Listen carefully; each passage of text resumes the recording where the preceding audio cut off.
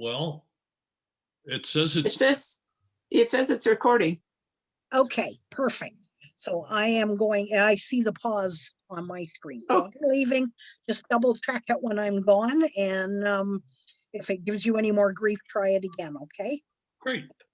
Thanks for degriefing me. No problem. Have fun. Okay. Yes, and we're still on a recording. And I just wanted to welcome everybody. My name is John Mason. I've been involved with the Tree of Life Sanctuary for the last 14 minutes, and it's been really a satisfying experience for me. Well, okay, maybe that's longer than 14 minutes. I have become the founder and main facilitator of a local community-based spiritual support group called Masters of the Journey. I moved to Bellingham in 2015, searching for a new purpose, because in 2012, in January of that year, my wife passed away, and I was living in Oak Harbor on Whidbey Island. Rapidly, I discovered that I didn't want to stay there, and I needed to go find a different place to live and a different goal, a different experience, a different community to be involved with. I did some world traveling. I've got some stories to tell today, which is part of what the Masters of the Journey is all about, and I'll explain that in a minute. But I went traveling and I looked around. I was looking around the world for a different place to live, and guidance brought me to Bellingham. Now, each and every one of us has guidance. We have guidance coming from the divine spirit. We have it coming from a variety of other guides or sources.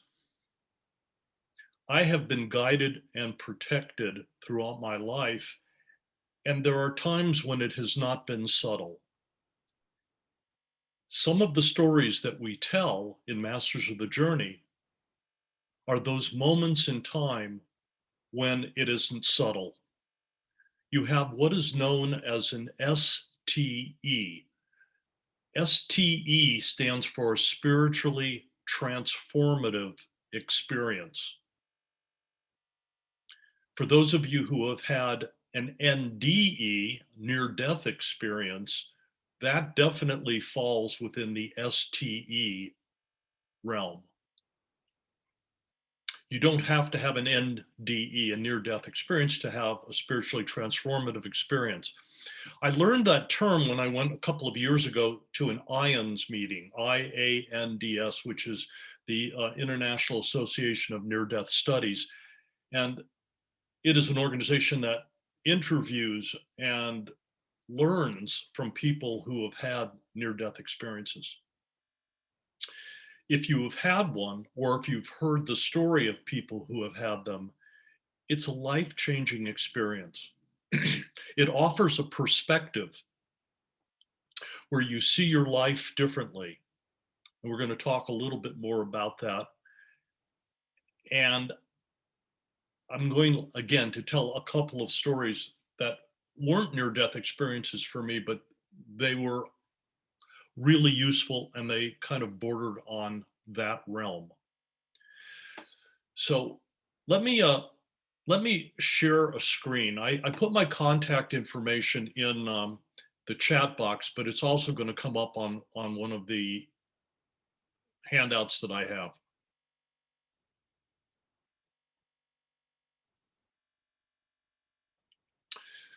So today,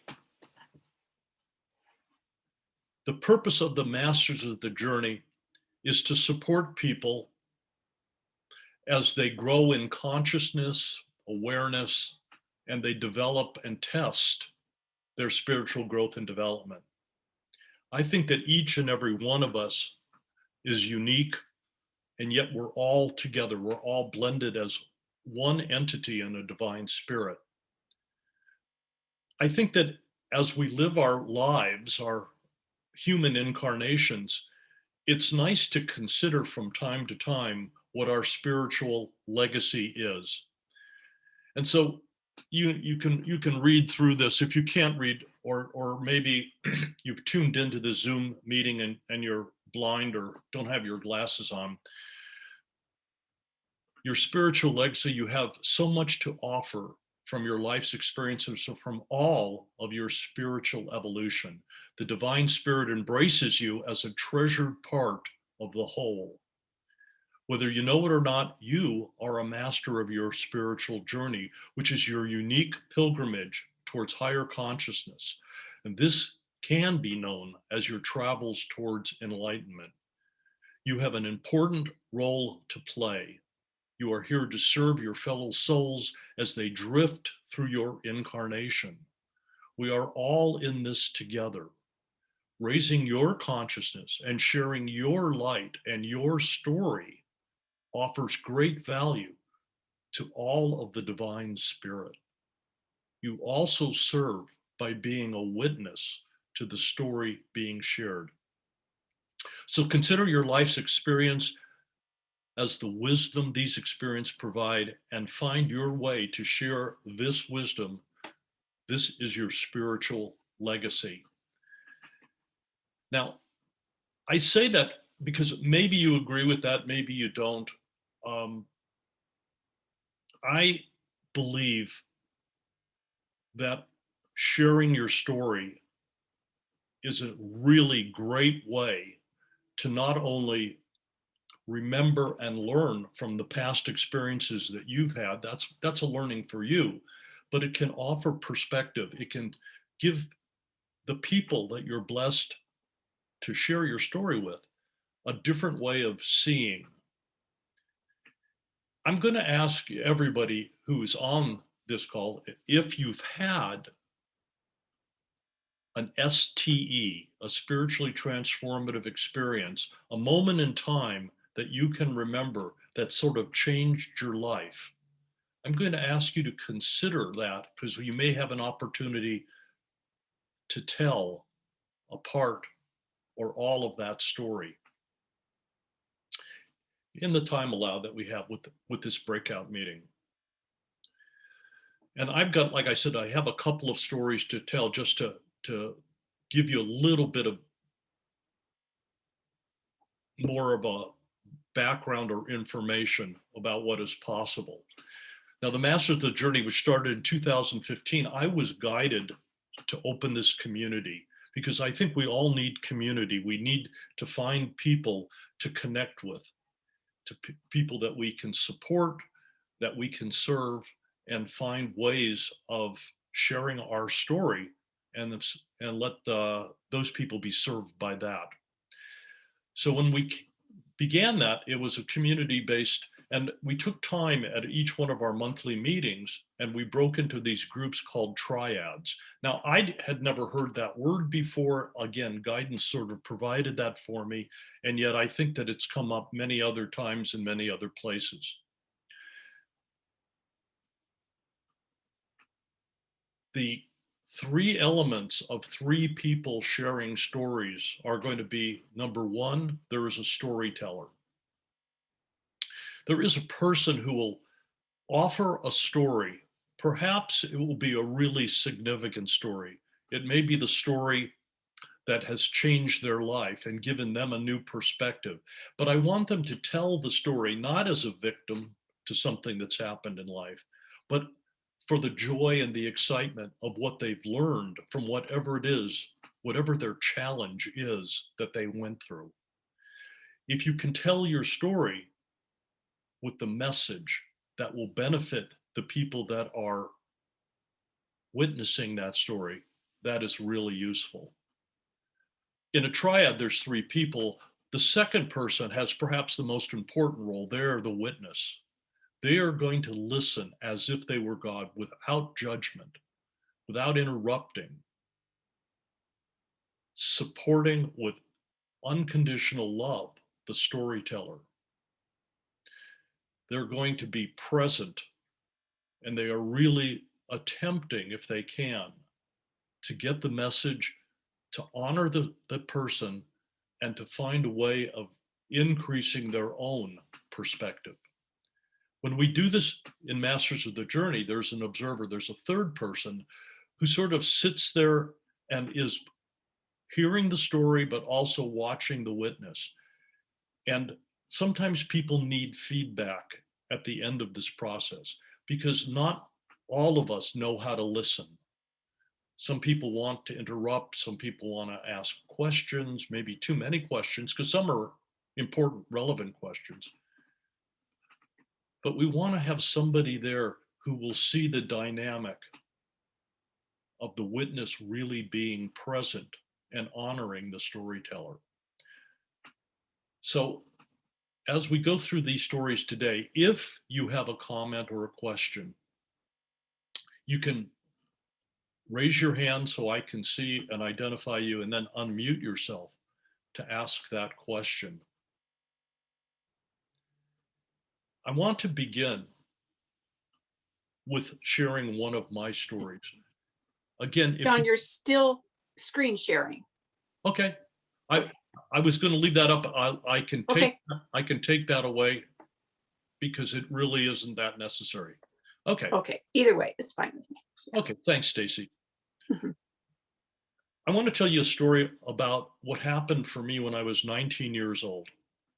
Now, again, I told you that I have been guided and protected, and it hasn't been subtle through my entire life. And at 19, I was a sophomore at UCLA. I was a pretty immature 19-year-old. I'm still relatively immature, but that's just something I have to live with. I was innocent, I was naive, and I hadn't thought anything about spiritual consciousness or development.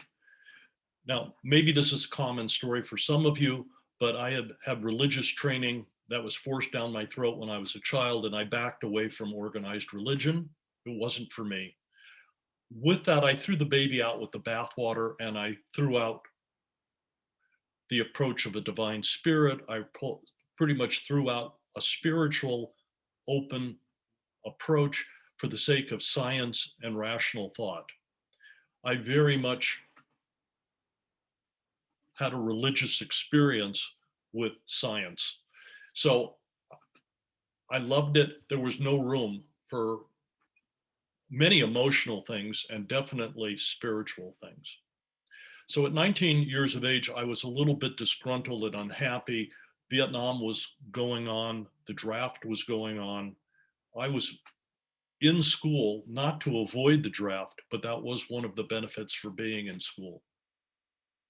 I had thought that I was going to be a physician, and I found out that the work pre-med at UCLA did not quite match what my expectation was, and I was very lost and frustrated. I joined an alternative group that was part of the UCLA campus, and during the course of one of our meetings, we decided to go on retreat and spend the weekend up in the mountains outside of Los Angeles. And we went up into the San Bernardino Mountains, and being that we were maybe 100 or so plus or minus college students, we did what college students did, and we had a huge party and celebration on the Friday night, and it was pretty fun but not very useful. And on Saturday morning we woke up and we decided that we needed to get serious. And I was one of the younger people in that group, and one of the people said, let's organize, and we're going to break into 5 or 6 discussion groups. And everybody labeled them, and some were political and some were philosophical. And then there was one guy that stood up who had read something by Kubler-Ross on death and dying. And he said, I want to have a conversation about death and dying. And for whatever reason, guidance sent me directly to that group. I didn't know why. I had never thought about it. I had never done any reading. And I walked into the room, and there was about 20 people there. Again, I think I was probably one of the youngest people in the room. And the guys in the front of the room says, okay, well, let's have an experience. Let's go find out what death and dying is. And roughly, in a very crude way, he said, I'm going to do a guided meditation. I want you to relax. I want you to get out of your body, go find out what death is, and then come back and tell us about it. And so I said, sure. I mean, I didn't know anything. I thought that was a pretty good idea. So he leads the conversation and he says, get relaxed, get comfortable. You're lying back comfortably. Imagine that you can get out of your body. You're hovering over your body. And then you begin to move away from your body. You're moving up and up and up into the darkness and into the atmosphere, into the void. And I said, okay. And so I did that, and I was moving away from myself. I was getting smaller and smaller. And at some point I turned and I decided to point and go out into the void. I didn't think anything of it. Seemed like that's what everybody was doing and what we were supposed to be doing. That was my expectation. And I'm traveling out into the darkness, and I come to a place that I identify, I don't know how, that I was halfway to death and dying. And in front of me was a dark horizon. On the other side of the horizon, and it was dark, but I could still make out a horizon. There was a warmth and an energy emanating from that. And I knew that that was death. And as I was hovering there, because I was right at the halfway point, I was sort of engulfed in this wonderful, peaceful, loving energy. It surrounded me, it enfolded me, and it was such a wonderful, warm feeling. I had never experienced anything like that. And I knew that I didn't want to ever leave. I wanted to stay there. And I felt a level of acceptance. I felt removed from the limitations of time and space in 3 dimensions. There was no judgment again. So I was just really connected with what I didn't label at the time, but was the divine spirit. And I said, oh, okay, I want to stay here. And I remember this, there was a kind of a voice. It wasn't spoken word, but it was something that I intuitively was told. They said, it's not your time. You can't stay. And I said, no, I'm staying. I'm going to argue with you. I want to be here. And the voice said, no, it's not your time. You have to go back. And I said, very matter-of-factly, I wasn't excited, nervous, or anything. It was just, no, I don't want to go. And they said, no, you have things to do. You need to go back. And I said, okay. And they said, but you will come back when it is your time. And I said, okay. And I got kind of gradually and grudgingly drifted back down and got back in my body. And at the end of the exercise, the guy said, okay, everybody kind of come back and take a deep breath, wake up. And everybody in the room sort of came out of their meditation or their guided relaxation or their slumber or wherever they were. And he looked around the room from the front of the room and he said, did anybody experience anything? And I sort of looked around. I was waiting for one of the other people to tell me or take a chance at telling their story, and nobody said a word. And eventually I raised my hand and I said, okay, well, I'll tell you what happened to me. The guy in the front of the room kind of looked at me and he said, okay, so what's your story? And I said, well, I got out of my body and I traveled up into the void, into the darkness. I got to about halfway. I saw this dark horizon in front of me, and emanating from the horizon was this unbelievable warmth and unconditional love and support and lack of judgment and freedom. I kind of wanted to stay, but they made me come back. And I didn't think anything of it. And the guy in the front of the room, his eyes got really big and he started like bouncing up and down, like he was vibrating with excitement.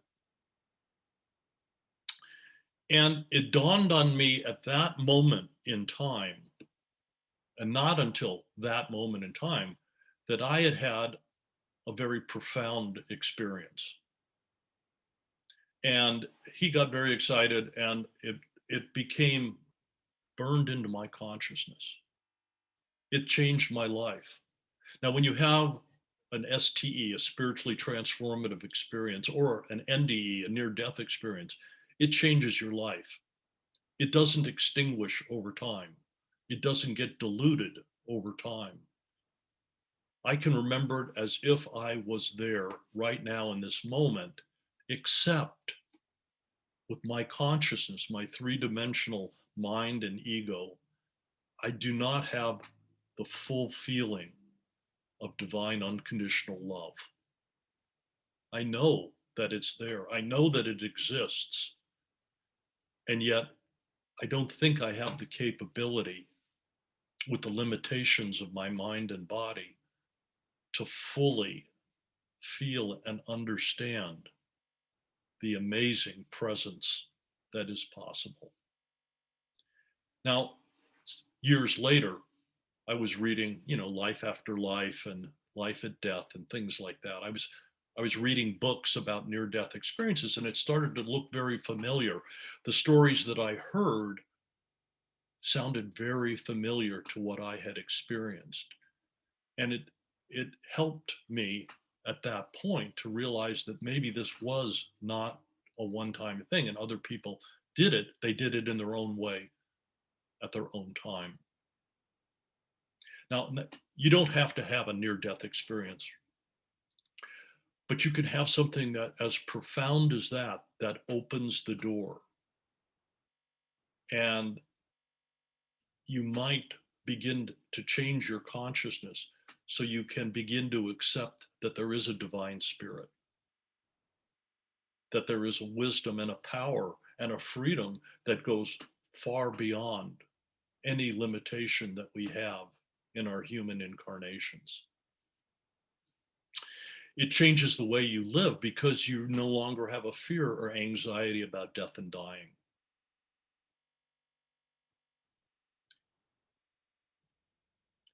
When people die, and I've recently lost a pretty good friend and mentor, and a part of me is going, that lucky guy, he gets to be there and I have to stay here.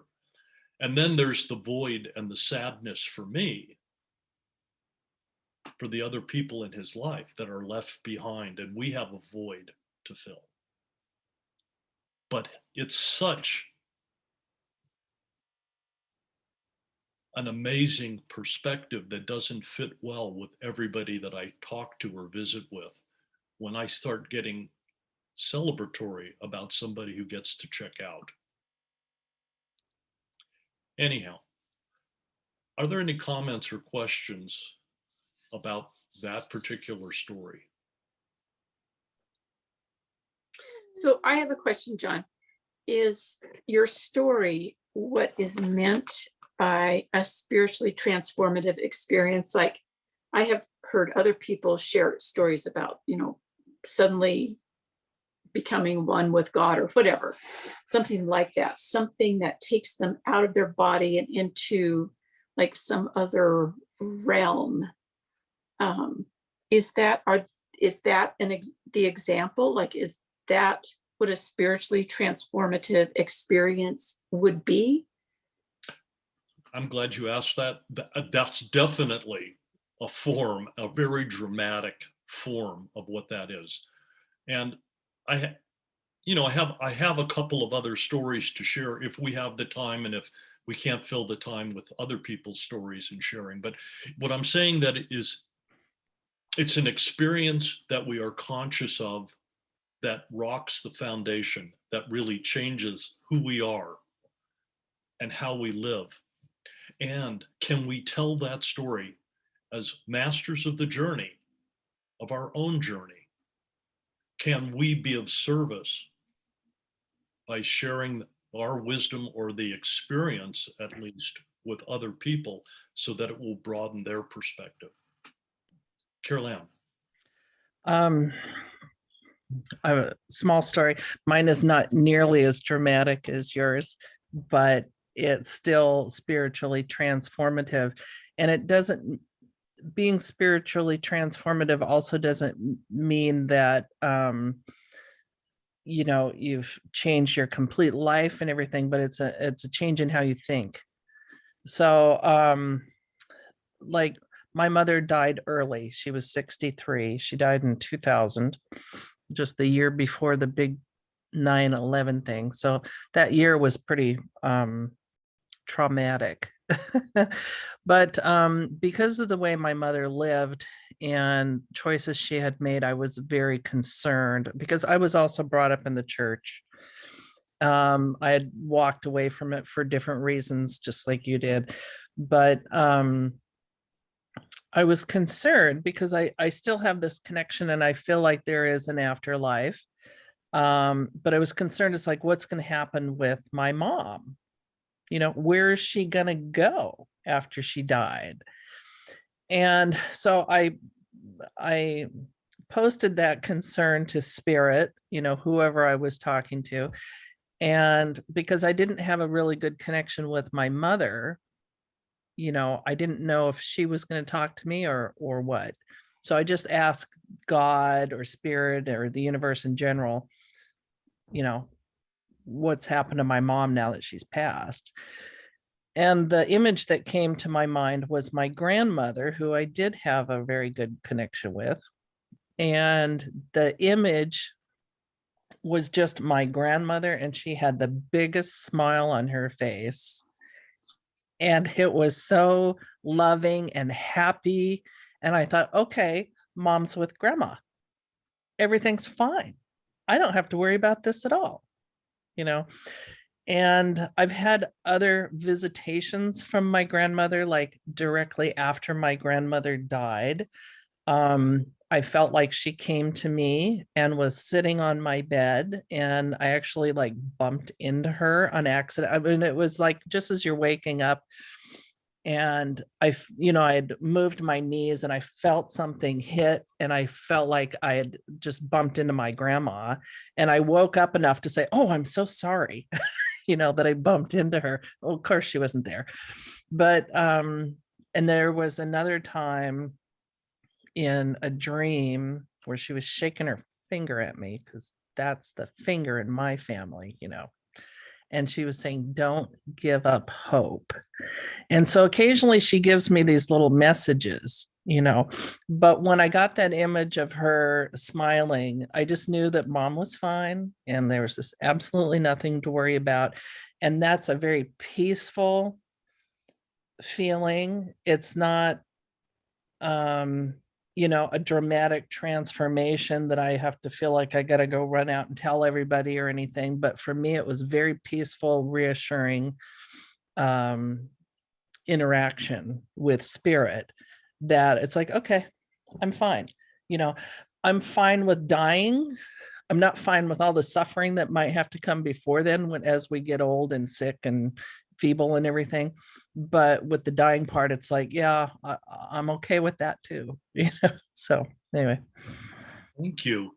That's an amazing story. And you know, I have to follow up with this, but it's not that unusual that we get contact. It's unusual that we actually listen and pay attention, and we trust it, and we know it, and we start remembering where it is that we have come from and where we're going. Coincidentally, my mother died the night before 9/11.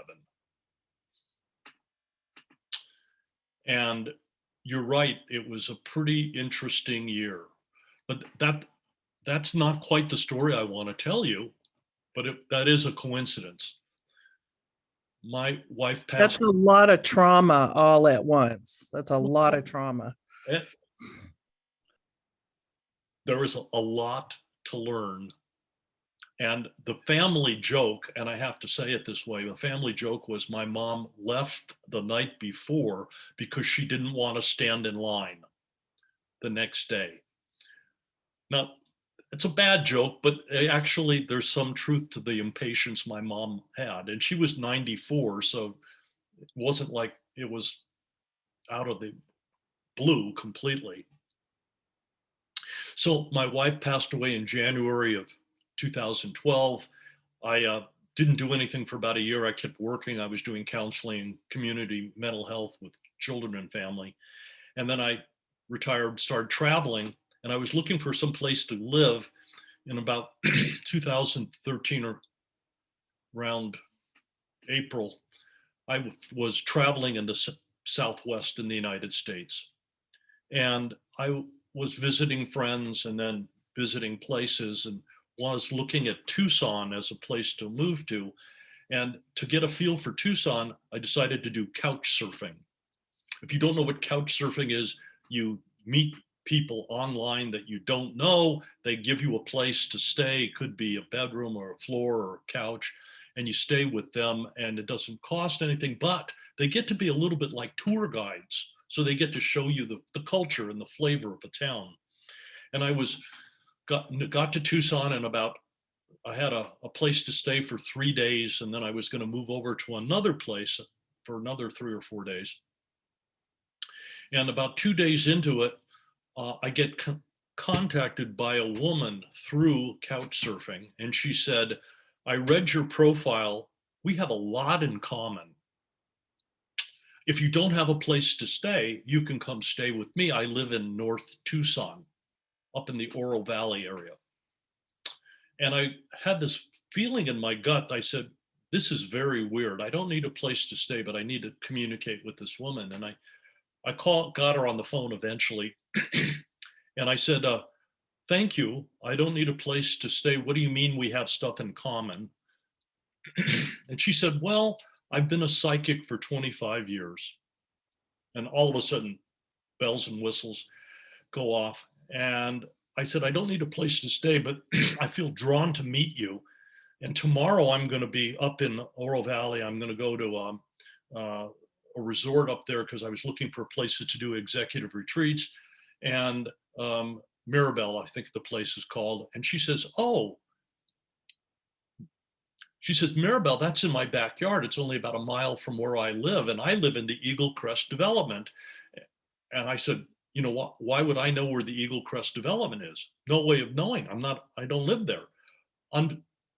Unusually though, I live on Eagle Crest Drive in Oak Harbor, which just floored me. So we met at a strip mall, a horrible little Greek restaurant, the next day for lunch. And we shared stories, and we talked for about an hour, and she told me about her being a psychic, and I told her about, my life and losing my bride of 28 years and things like that. But nothing was happening. I mean, there was no magic, nothing. She wasn't, I said, okay. So at the end of 1 hour, I was literally standing up. I took the check. I was going to go pay our bill and walk out the door. And she says, "Oh, by the way, your wife wants me to tell you something." And I sat back down in my chair. And my gut said, this is going to get really weird. Which of course it did. And the first thing she says is, "Your wife wants you to know that she's beautiful again." Aww. And you don't know my wife, but my wife had just enough vanity where that would be the first thing she would have told me. And I did a gut check and I said, I better pay attention. The next thing she said was, "Your wife wants me to tell you that she's in a better place, and it's bigger and better than you can ever imagine." And what this woman did not know was that every day I said a prayer, "I hope you're in a better place." Mm. Those were the words. And I knew that she was, but that was still my prayer. And those were the words that came right back to me.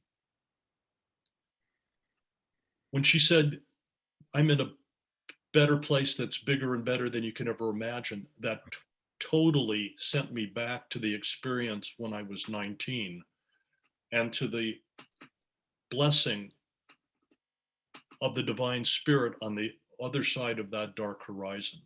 And I knew that that's what was being communicated to me.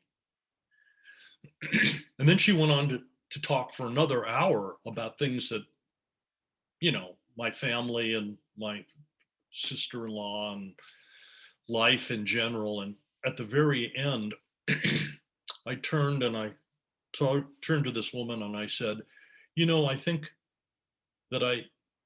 my wife set this up, guidance, and my wife set this up. And she went, yes. And I said, I think I just drove 2,500 miles for no other reason than to meet you, to get this message, and to have an important story to share with other people. And she said, yes. And it's some point right after that, I got up, paid the bill, never spoke to that lady again, because I didn't feel like I had a need to do that. Now, of course, I went right out the door and shared the story. I called my sister-in-law up on the phone, and part of the message was my sister-in-law and my wife had an agreement that when my wife passed, she would find a way of talking, being with my sister, letting her know that she was okay. And the psychic said that my wife told her to tell me that all of those times that the hummingbird was in her face or the butterfly was right there, that was my bride trying to reach my sister-in-law, but she didn't make the association. She didn't pay attention. And then she got it. My sister-in-law got it. So I've told that story many times. When my son got married 5 years ago, yesterday, the butterfly and the hummingbird showed up at the outdoor ceremony in Modesto, California, where they had their wedding. And I don't even question whether that was a visitation by my wife. I share those stories because does that give you perspective? Does that tell you what is possible? And Caroline, you have that communication with your grandma. I don't even question it. I don't know whether you do, but I doubt that I would based on what you said and how you told that story. Are there any comments or questions? Okay. So I have one more story to tell. This isn't necessarily having anything to do with death or dying. If you bear with me, I learned to meditate when I was 23 years old. A woman that I know who is a psychic and a real huge mentor for me, named Betty Bethards, came up to Santa Rosa where I was living in Northern California in Sonoma County. And she came once a month and she taught us how to meditate. And I followed her formula, which is a 20-minute Kundalini meditation. So I did that and I started doing it. And in that, near the end of the first year of doing that, I'm sitting in my bedroom late in the afternoon doing my meditation. And it's not important that you know this, but that apartment had green shag carpet. And that was a style that they put in apartments back then, and it didn't go well with spilled spaghetti sauce, but that's a whole nother story. So I'm sitting there meditating, and out of the blue, for no reason, I think I had read Hesse's Siddhartha. And I hadn't studied anything about Buddhism or Buddha, Siddhartha, really, other than reading that book. And I saw myself as if I was the Buddha sitting with my back to the tree by the river. And the river was made up of golden white water that was flowing from my right to my left very slowly. And it was golden white. And I realized from in my meditation, the insight that came up was, this is the river of life, which I didn't really understand, but that's what it was. I mean, it was just labeled that way. And I saw that the river flows down to the ocean. The ocean is golden, white light. Every soul, every bit of consciousness is like one molecule of water flowing in the river of life. It comes down to the ocean, it evaporates, it comes over as a cloud, it rains back down on the mountains, gravity pulls it down, it joins with other molecules of water and becomes the stream that becomes the river that becomes the river of life. And that's the cycle of life. Now, I can't make that stuff up because that was not a thought that I ever gone through my 23-year-old brain. And the most beautiful part of that was I looked down into the water and I could see the water gradually flowing. And sometimes there was an eddy, and you kind of get stuck at a point in your life where you kind of go round and round. But eventually you continue to make your progress down to the end of that river. The important thing for me was that I saw myself as a molecule of water, and I was connected to all other molecules of water. And I had a feeling that I didn't know and I didn't expect to have, a feeling of oneness and connection. I could never be alone ever again because my soul or spirit is connected to all other souls and spirits in the universe and the beyond, the higher realms and well beyond. And I remember that I had a tear come to my eye, and it was a tear of joy to be connected like that. And it felt so special, and I was so honored and blessed to have had that experience. And I get to tell that story every now and then. It was about 3 or 4 years ago when I revisited that story again. An STE, it doesn't dilute, it doesn't evaporate. It became even more clear. There was something that I had overlooked. And the message was that I wasn't sitting with my back to the tree, overlooking the river of the life, like I was Buddha. I was Buddha. And that's not my ego that's saying, oh, well, you were ego. I mean, you were Buddha back then. You were special. No, that's not what I'm saying. There's a part of me, I carry molecules within me that were probably passed through all of the wise people that have existed in time. When you just stop and think that Buddha lived decades, and with every breath, he released carbon dioxide and molecules of water that had his unique signature on them, his spiritual signature.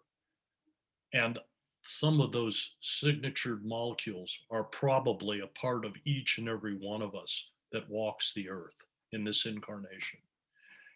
So I looked through the eyes of Buddha, and instead of just saying I was like Buddha, I said I was Buddha at that moment in time. And I share that because that's a story that had different parts that were separated by more than 40 years. And I share those with you because it may change the perspective of the witness. And I have to thank each and every one of you for being the witnesses of these stories today and allowing me to be of service in some small way by sharing some of this information. Are there any questions or comments or stories that we can tell in the last 2 minutes? I just want to say thank you for sharing your stories. I really appreciate them, the validation of the continuation of life. And thank you, Carol-Ann, for sharing your story about your grandmother, your mom. Yes. Mhm. Thank you. And for what it's worth, if you're interested in the Masters of the Journey experience, we have our Facebook page and a website. And one of the things I'm most proud of is that guidance has me create a blog that's mostly spiritual on a weekly basis, and I post them. And the blog is there's contact information in the chat box. But a bunch of them have come up in the last 3 weeks since my friend Don Lay has passed. And the 3 of the last 4 blogs were definitely things that came out of that experience, and the learning that can happen when you watch somebody go through transition and you reflect on what is possible and what you learn. So You have that in the chat box? I don't see it, the link. oh, well, okay, I can add it again. Can Oh, you, there you go. do you see it now? I do. Thank you. Yeah. And again, it's important no matter what you do, but when you have your stories and they have affected you, if you can share them with people, not just for support for yourself, but as a way of sharing that wisdom and perspective, you're being of service, and don't keep them to yourself. You never know who you will bump into, who will be blessed and changed because they've been a witness to the experience that you've been willing to share. And likewise, you are being of service to witness other people's stories. If you can do that without judgment and with the unconditional love that we have and the feeling of oneness with all other souls and spirits. I think we're due back. Thank you so much for being with me. Thank you, John. That was wonderful. Thank you. Thank you, Yeah. John. Thank you. That. Yeah. Ollie, did you want to say hi to everybody? Say hi, everybody. Oh my gosh. Hi, hello, Hi. Ollie. Hi, Ollie.